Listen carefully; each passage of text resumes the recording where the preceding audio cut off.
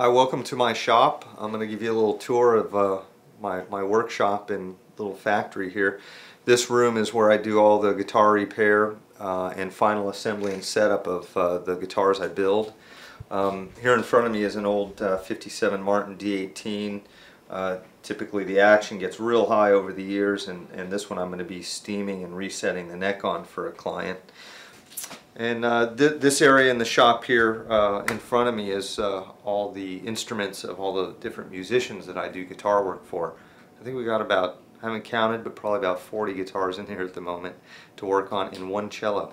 And behind me here I've got my coil winders that I use for building some of my custom made pickups. I do rewinds on vintage pickups, and I build the prototype pickups for production in our instruments as well.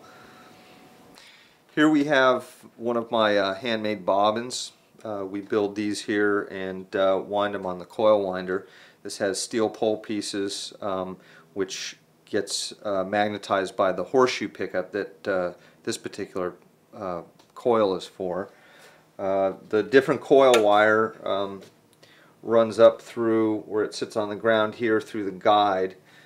Go ahead and turn this on for you. You can see how the coil is wound on the machine.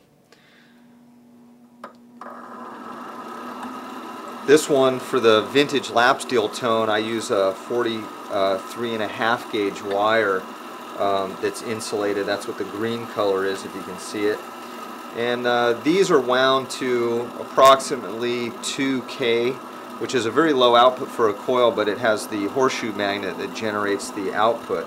On my other standard pickups, we wind those with like 42 gauge, 43 gauge enamel wire, like the old vintage Strats and Les Paul style pickups, and those are wound to different outputs depending on what people want as far as tone.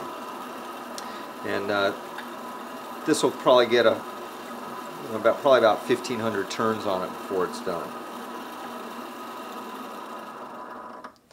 Just sand a little bit of the enamel off, the insulation off the wire here, and then you can go ahead and test the output of the coil before you pull it off, so you can get a really accurate resistance level on each coil.